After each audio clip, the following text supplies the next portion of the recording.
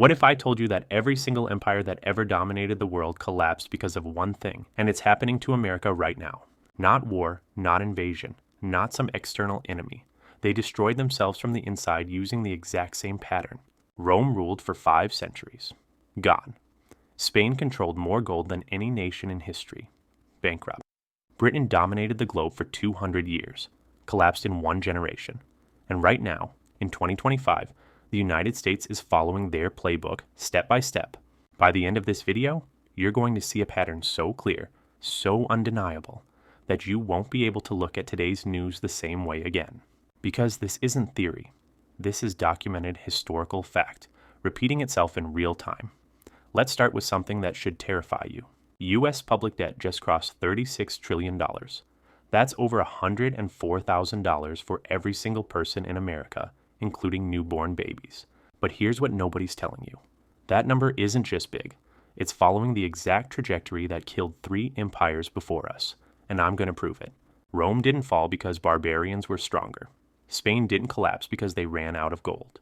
Britain didn't lose its empire because of military defeat. They all made the same fatal mistake with their money.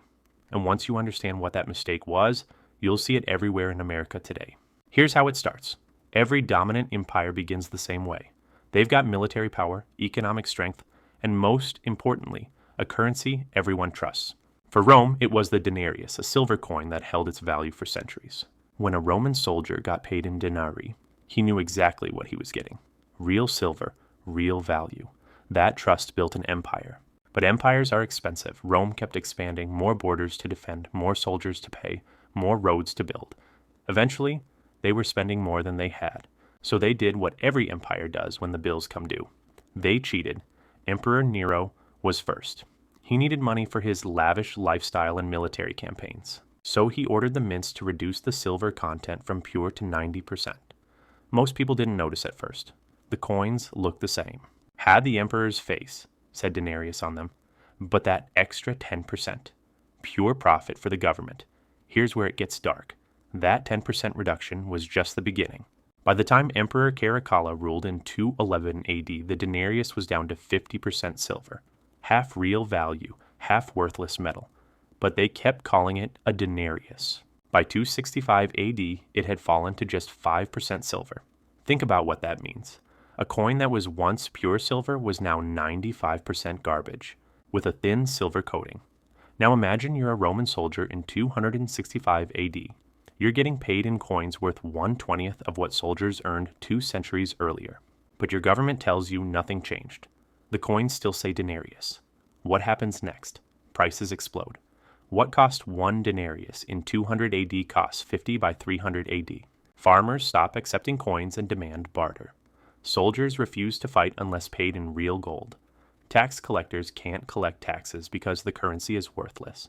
The entire system seizes up like an engine without oil. And here's the part that should make your blood run cold. This wasn't caused by foreign invasion. Rome's borders were still defended.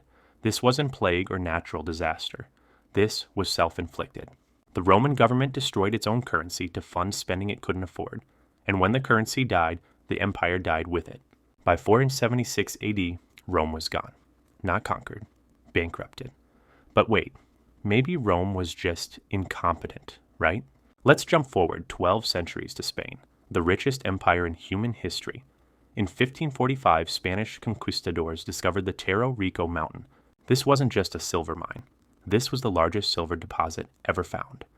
For the next century, Potosi produced nearly half the world's silver. Ships loaded with precious metal crossed the Atlantic, filling Spanish coffers with wealth beyond imagination. Spain minted this silver into coins. The Spanish dollar became the first true global currency. Spain controlled territories on every inhabited continent. The sun literally never set on Spanish holdings. And then they made the exact same mistake as Rome. See, there's a paradox with money that most people never understand. More money doesn't make you richer if everyone has more money. When Spain flooded Europe with silver, prices rose everywhere. What cost 1 silver coin in 1500 cost 10 coins by 1600. The silver hadn't become less pure, there was just vastly more of it. That's inflation, and Spain was drowning in it. But here's what makes Spain's collapse even more insane. Despite controlling half the world's silver production, King Philip II declared bankruptcy in 1557, then again in 1560, then 1575, then 1596, 4 bankruptcies in 40 years while sitting on mountains of silver. How is that even possible? Because Spain wasn't producing anything. The silver flowed in from the colonies but immediately flowed back out to pay for everything. They were just extracting wealth and spending it on wars, palaces, and luxury goods from other countries. The silver flowed in from the Americas and flowed right back out to France, England, and the Netherlands. When debt became unpayable, Spain defaulted, and each default destroyed trust. Lenders refused to lend. Interest rates skyrocketed, and the government responded by debasing copper coins, claiming they were worth as much as silver. Nobody believed it. By 1700, the Spanish Empire was essentially over. The country that once controlled the world's wealth had spent itself into irrelevance. So we've got Rome debasing silver and Spain flooding the market with it. 2 empires, 2 currency disasters, same result. But maybe modern economics solved this problem, right? Enter Britain. At its peak in 1922, the British Empire governed 458 million people, 1/4 of humanity, 1/4 of Earth's land. And the British pound sterling was the foundation of everything. For over 2 centuries, the pound was the world's reserve currency. Over 60% of global trade used pounds. The gold standard anchored it all. 1 pound could be exchanged for a fixed amount of gold. This created trust, stability, power. But then came World War I. In 1914, Britain's national debt was £650 million. By 1919, after 4 years of total war, it had exploded to over $7 billion, a 10-fold increase in 5 years. To fund the war, Britain borrowed from everyone, but the war also forced them off the gold standard. They had to print money to fund the war effort while suspending gold convertibility. The pound became a fiat currency backed only by government promise, just like Rome's debased denarius. After the war, Britain tried to return to gold. In 1925, Winston Churchill, then Chancellor, put Britain back on the gold standard at the pre-war rate. This was catastrophic. The pound was overvalued. British exports became uncompetitive. Unemployment soared. By 1931, Britain was forced off gold permanently. The pound was devalued and trust in British currency began to erode. Then came World War II. By 1945, Britain's national debt hit 270% of GDP. The empire had bankrupted itself to win. And in 1944, while war still raged, the Bretton Woods Conference redesigned global finance. The British pound was officially replaced as the world's reserve currency. The US dollar took its place. Britain fought desperately to preserve the pound's status, but it was over. What followed was humiliating. In 1949, the pound was devalued by 30%. In 1967, devalued again. Each devaluation destroyed savings and crushed confidence. Meanwhile, the empire disintegrated. India independent in 1947. The Suez Crisis humiliated Britain in 1956. Colony after colony broke away, not through conquest, but because Britain could no longer afford them. By the 1970s, Britain was near failed state status. Inflation hit 25%. The government begged the IMF for a bailout. The empire that controlled 1/4 of Earth had lost everything within 30 years, not through military defeat, through currency collapse and debt.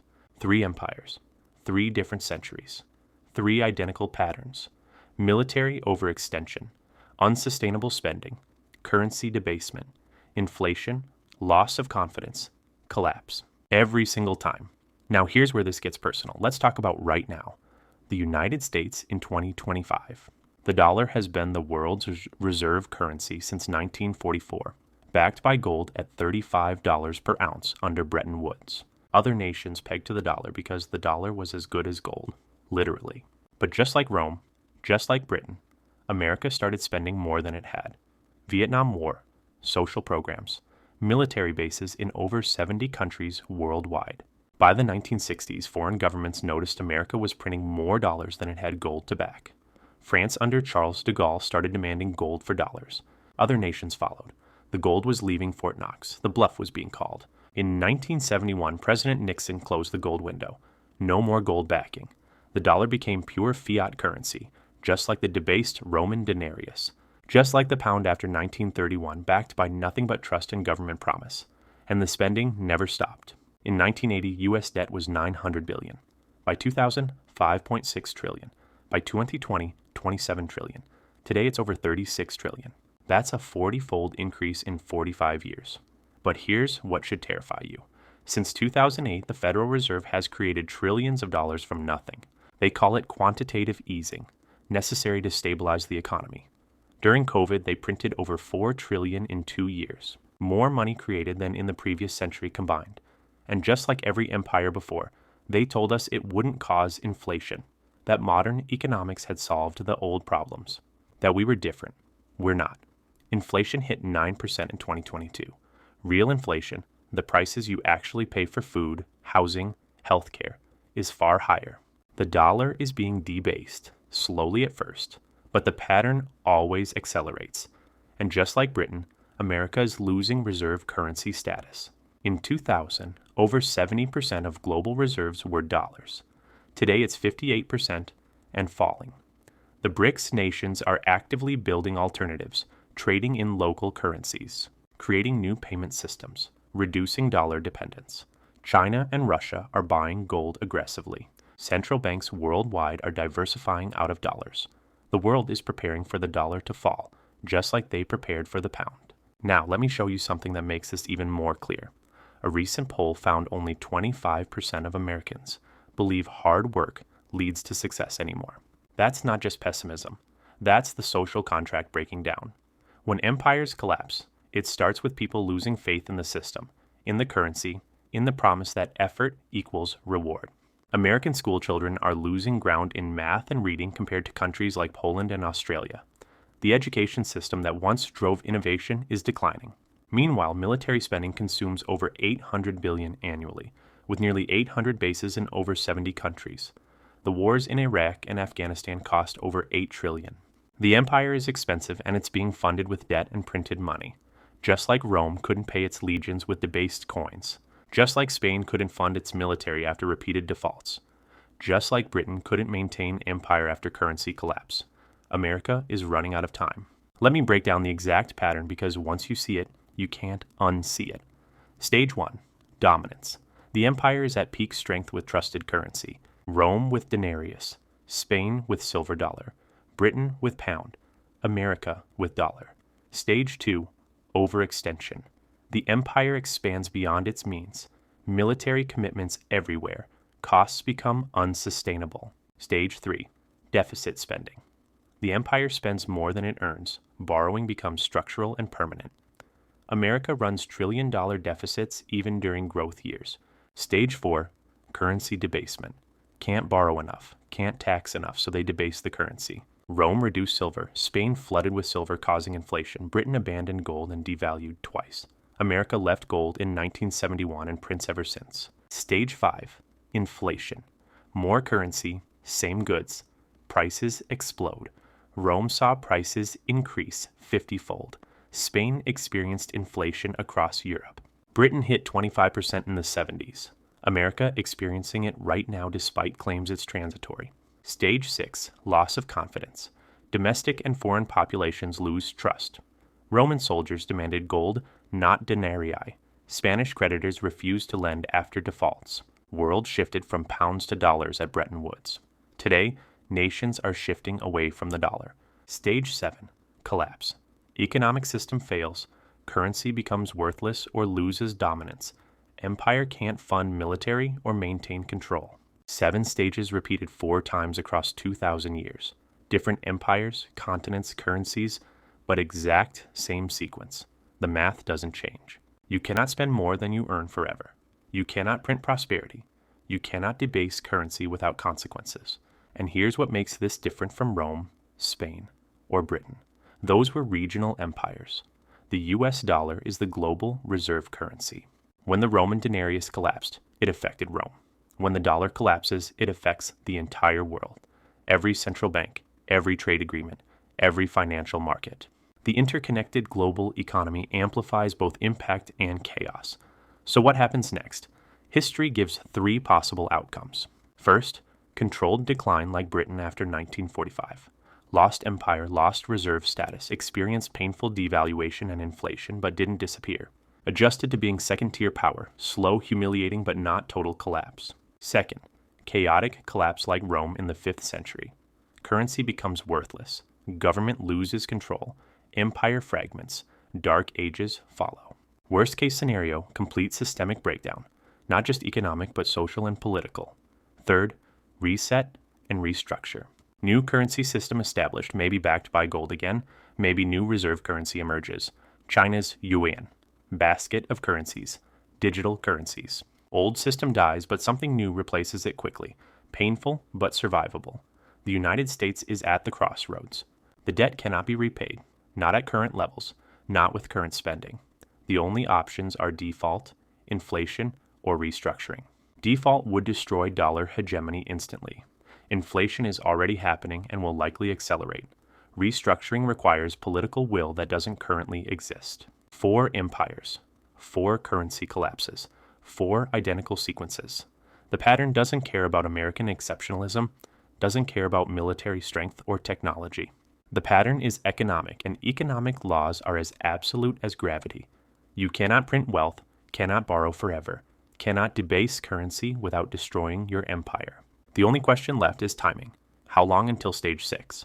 How long until the world loses confidence in the dollar? The pattern says we're close. The debt says we're close. The money printing says we're close. History, which watched this exact sequence destroy 4 empires, says the ending is inevitable. The only variable is how fast and how painful.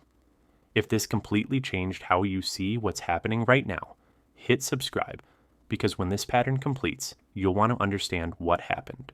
Drop a comment telling me which stage you think we're in right now. And if you know someone who needs to see this, someone who thinks America is different, share this video. History doesn't repeat, but it sure as hell rhymes. And right now it's rhyming perfectly.